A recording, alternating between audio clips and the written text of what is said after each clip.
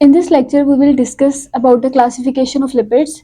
उनकी different classes के बारे में पढ़ेंगे और आगे से उनकी डिटेल पढ़ेंगे. So, learning objectives are classification of lipids, acylglycerols, types of acylglycerols. Last lecture में हमने देखा lipids are heterogeneous group of compounds. Lipids heterogeneous group of compounds हैं. इसका मतलब ये कि लिपिड्स खुद कुछ नहीं है, बल्कि ये एक कैटेगरी है और आगे से इसकी सब कैटेगरीज हैं. इसमें डिफरेंट कंपाउंड्स इंक्लूड हैं और उन सारे कंपाउंड्स को ओवरऑल लिपिड्स का नाम दिया गया है. सो हेट्रोजीनियस ग्रुप ऑफ कंपाउंड्स, इनमें डिफरेंट तरह के जो है वो कंपाउंड्स मौजूद हैं. जैसा कि हम देखते हैं, we have acylglycerols, phospholipids, waxes, terpenoids, steroids etcetera. तो लिपिड्स में ये सारी क्लासेस लाई करती हैं. इन सारी क्लासेस को हम वन बाय वन स्टडी करेंगे. First of all we have acylglycerols. Acylglycerols के बारे में अगर बात करें तो acylglycerols are basically esters. Acylglycerol esters हैं. सो असाइलग्लिसरोल्स को समझने से पहले we will discuss about esters.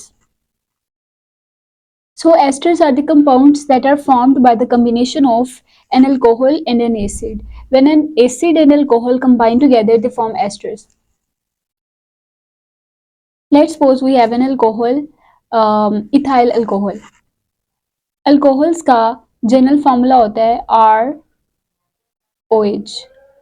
So in case of ethyl alcohol, R equals to C2H5. So ethyl alcohol will be C2H5OH. This is the formula of ethyl alcohol. Now second one is an acid. So अब हम एक acid लेते हैं. Let's suppose we have a simplest acid, acetic acid. हमने एक acid लिया है, basically carboxylic acid यहाँ पे यूज होंगे. सो हमने सिंपलेस्ट कार्बोक्सिलिक एसिड लिया है, that is acidic acid. Carboxylic acids का जनरल फॉर्मूला है RCOOH. इन दोनों मॉलिक्यूल्स का रिएक्शन कराएंगे. मैंने यहाँ पे कुछ अरेंज करके लिखा है एसिडिक एसिड को, ताकि रिएक्शन प्रोसीजर को, मैकेनिज्म को समझना आसान हो. Now in this case the OH group of alcohol will react with hydrogen of acetic acid. Now you can see alcohol ने हाइड्रोक्सिल ग्रुप की कंट्रीब्यूशन की है और एसिटिक एसिड ने के एसिडिक ग्रुप से रिमूव हुआ है यहाँ से hydrogen. Now this hydrogen and hydroxyl group will combine together and they will form water. अब यहाँ पे वाटर की फॉर्मेशन हुई है, इट मीन्स यहाँ पे डिहाइड्रेशन हुई है. और उसके बाद क्या होगा, this carbon, the carbon of alcohol will combine with oxygen of the acetic acid. So it would be like this. Now this is called ester, and this whole process is called esterification. ये esterification की एक simple example थी, जिसमें हमने एक alcohol, ethyl alcohol लिया और उसका रिएक्शन कराया एसिटिक एसिड के साथ. एंड हमने देखा कि अल्कोहल का OH कंबाइन होता है एसिटिक एसिड के हाइड्रोजन के साथ और रिमूव हो जाता है एज वाटर, और रिमेनिंग कंपाउंड जो है वो आपस में कंबाइन होकर एस्टर फॉर्मेशन करते हैं. This bond will be called ester bond. Now let's move on to the acylglycerols. Acylglycerols भी बेसिकली क्या हैं, एस्टर्स हैं, बट इनकी कुछ प्रॉपर्टीज हैं. लाइक इनमें जैसा कि हमने देखा है, एस्टर में एस्टर फॉर्मेशन के दौरान अल्कोहल और इस कार्बोक्सिलिक एसिड रिएक्ट करता है. इन case of acylglycerol, that alcohol will be glycerol. Alcohol हमेशा जो है वो यहाँ पे ग्लिसरॉल ही रहेगी. Glycerol is basically a 3 carbon plus 3 hydroxyl group alcohol with 3 carbon and 3 hydroxyl groups. So, and the second property is about carboxylic acid. इसमें जो carboxylic acids होंगे that would be fatty acids. ये property हमने शुरू में भी discuss की थी कि fatty acids are the components of each class of the lipid. So acyl glycerol में भी फैटी एसिड्स मौजूद होते हैं in the form of carboxylic acids. For the formation of ester, we require two components. First one is alcohol and second one is carboxylic acid. In case of acyl glycerol, alcohol would be glycerol and that carboxylic acid would be fatty acids. And you know that fatty acids have even number of carbon atoms ranging from 2 to 30. So now we will discuss about the formation of acyl glycerols. अगर पूछा जाए formation of acyl glycerol कौन सा process है, then इसके दो answer बन सकते हैं. It is also called esterification. जैसा कि आपने देखा कि असाइल ग्लिसरॉल्स एस्टर्स हैं, therefore the formation of acyl glycerols can also be called esterification. And the second one is dehydration synthesis. जैसा कि आपने देखा कि जब भी एस्टर की फॉर्मेशन होती है तो वहां पे water as a by product release होता है. So it can also be called dehydration synthesis. Now हमने देखा कि असाइल ग्लिसरॉल्स की फॉर्मेशन के लिए दो कंपोनेंट्स रिक्वायर्ड हैं. First of all a glycerol and the second one is a fatty acid. So let's talk about glycerol. जैसे कि ऊपर हम डिस्कस कर चुके हैं कि glycerol is basically a 3 carbon alcohol with 3 hydroxyl group. It means it is a trihydric alcohol. 3 carbon like this, and each carbon would carry a hydroxyl group, and the remaining elements would be hydrogen. So this is the structure of a glycerol. Now we have a fatty acid. Fatty acid में हमने देखा fatty acid में number of carbon atoms होंगे, even number of carbon atoms होंगे and उनकी range होगी 2 to 30. Generally हम इनका फॉर्मूला देखें तो they would be like this. Because fatty acids और ऑल्सो कार्बोक्सिलिक एसिड, जो कार्बोक्सिलिक एसिड के जनरल फॉर्मूला होगा वही फैटी एसिड का जनरल फॉर्मूला होगा. तो यहाँ पे हम जनरल असाइल ग्लिसरॉल्स की फॉर्मेशन देखेंगे.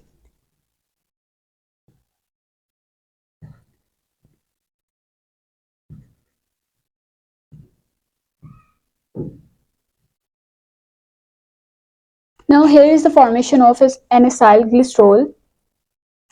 Now you can see that यहाँ पे ग्लिसरॉल है, फैटी एसिड है, इनका रिएक्शन हुआ है और यहाँ से एक एस्टर प्रोड्यूस हुआ है. दिस इज बेसिकली यहाँ पे क्या हुआ है कि ग्लिसरॉल का सिर्फ एक हाइड्रोक्सिल ग्रुप उसने रिएक्ट किया है एक फैटी एसिड के साथ. So it would be called mono acyl glycerol because एक ही फैटी एसिड यहाँ पे यूज हुआ है, एक ही फैटी एसिड ने रिएक्ट किया और एक ही हाइड्रोक्सिल ग्रुप यहाँ पे इन्वॉल्व हुआ है. अभी दो हाइड्रोक्सिल ग्रुप्स अभी भी रिएक्टिव दो साइड्स जो हैं वो अवेलेबल हैं. So it is not a stable compound. To become stable ये हाइड्रोक्सिल ग्रुप्स भी फर्दर फैटी एसिड्स के साथ रिएक्ट करेंगे and then it would become triglyceride और it is also called neutral lipid and it would be stable than monoacyl glycerols or diacyl glycerols. इस reaction में हमने देखा कि मोनोसाइल ग्लिसरॉल की फॉर्मेशन होती है क्योंकि एक ही फैटी एसिड रिएक्ट करता है. नाउ अगर हम ग्लिसरॉल के साथ 3 फैटी एसिड्स का रिएक्शन कराएं तो then a triglyceride would be formed and it is also called neutral lipid. Neutral lipid इसको इसलिए कहा गया है क्योंकि जो रिएक्टिव साइट्स हैं that have been occupied, now the lipid will behave neutral. You can see अब ग्लिसरॉल में मौजूद तीनों हाइड्रोक्सिल ग्रुप्स जो है वो 3 फैटी एसिड्स के साथ सेपरेटली इंडिविजुअली रिएक्ट करेंगे और यहाँ से फॉर्मेशन होगी ट्राइग्लिसराइड की with the elimination of 3 molecules of water. अब यहाँ पे 3 मॉलिक्यूल्स इसलिए रिलीज हुए हैं क्योंकि यहाँ पे 3 टाइम्स जो है वो फर्दर रिएक्शन हुए, 3 टाइम्स एस्टेरिफिकेशन हुई है and this is also called an ester. अब टाइप्स ऑफ एस्टर जो है वो डिपेंड करता है एक तो इनकी टाइप है सैचुरेटेड अनसैचुरेटेड के हवाले से, वो हम बाद में डिस्कस करेंगे, और एक इनकी टाइप है on the basis of nature of R chain. Neutral lipids के बारे में एक और पॉइंट जो है वो अंडरलाइन कर लें, that they are the commonly occurring acyl glycerols or the commonly occurring lipids। Mono और डाई जो है वो ये रेयर होते हैं क्योंकि ये स्टेबल नहीं है, मोनो और diglycerides, acyl glycerides. Triglycerides क्योंकि ये स्टेबल है, दैट इज वाई ज्यादातर जो है वो असाइल ग्लिसरॉल ट्राइग्लिसराइड्स की फॉर्म में या ट्राइग्लिसरोल्स की फॉर्म में अपीयर होते हैं। Now types of acyl glycerol depend करता है nature of R chain of the fatty acid. You can see के ट्राइग्लिसरॉल में बाकी सब स्ट्रक्चर जो है वो सेम है, कांस्टेंट है, ये ग्रुप, इसमें नंबर ऑफ कार्बन एटम्स, ये कार्बोक्सिलिक ग्रुप एक्सेट्रा, बट एक चीज जो है वो वेरी कर सकती है, that is R chain. It can be CH3 C2H5 methyl ethyl propyl and so on. Let's discuss an example. If R equals to C3H7 then it would be fatty acid क्या हो गया यहाँ पे C3H7COOH and this is called butyric acid. If R equals to C15H31 then the fatty acid would be, and this fatty acid is called palmitic acid. Number of carbon atoms in fatty acids would be even from 2 to 30, but number of carbon atoms in R chain of the fatty acid would be odd number ranging from 1 to 29। क्योंकि देखिए fatty acid में जो है वो एक carbon carboxylic acid का भी यहाँ पे इंक्लूड होता है और बाकी कार्बन जो हैं वो आर चेन के होते हैं। बट अगर हम आर चेन की बात करें तो इसमें वन जो है वो कार्बन एटम लेस देन होगा देन दैट फैटी एसिड, क्योंकि उसमें एक कार्बन जो है वो that is a carbon of the carboxylic group. So the number of carbon atoms in R chain of the fatty acid would be odd numbers ranging from 1 to 29। as you can see that कि अगर जो है वो यहाँ पे हमारे पास butyric acid है तो butyric acid contain 4 carbons while palmitic acid contains 16 carbon, while यहाँ पे जो R chain है that consists of 15 carbon, that is a odd number। and similarly यहाँ पे जो ब्यूटेरिक एसिड है इसमें ओवरऑल 4 कार्बन है, बट इसमें जो अल्काइल चेन है that consist of 3 carbon, so it is also a prime number, odd number। So number of carbon atoms in R chain of the fatty acid would be odd number ranging from 1 to 29। Now we will discuss about some other properties of acyl glycerols or fatty acids। Solubility। Solubility, as we have discussed in the previous lecture, that lipids are insoluble in water। water में lipids जो है वो insoluble होते हैं। so acyl glycerol भी एक class है lipids की, तो that will also be insoluble in water। hence acyl glycerols are insoluble in water but they are soluble in organic solvents like ether, benzene, etc। extent of solubility depend करती है number of carbon atoms पे। as number of carbon atoms increases, solubility of acyl glycerols or fatty acids in organic solvents increases। The more the number of carbon atoms, the more acyl glycerol will be soluble in organic solvent। Like if we have acetic acid and butyric acid. In case of acetic acid, there are 2 carbon atoms, while in case of butyric acid there are 4 carbon atoms present in it। so number of carbon atoms butyric acid में ज़्यादा है, then butyric acid will be more soluble in organic solvent as compared to acetic acid। butyric acid is more soluble in organic solvents as compared to acetic acid due to high number of carbon atoms। next there is another property that is melting points। इनका भी same trend है, higher the number of carbon atoms, higher will be the melting point। so वो fatty acids जिनके पास number of carbon atoms ज़्यादा होंगे that would have high melting point। you can see in this table that palmitic acid जिसमें number of carbon atoms total 16 है, it has melting point 63, while we have stearic acid that has 18 number of carbon atoms. तो इसका melting point जो है वो ज़्यादा है 70.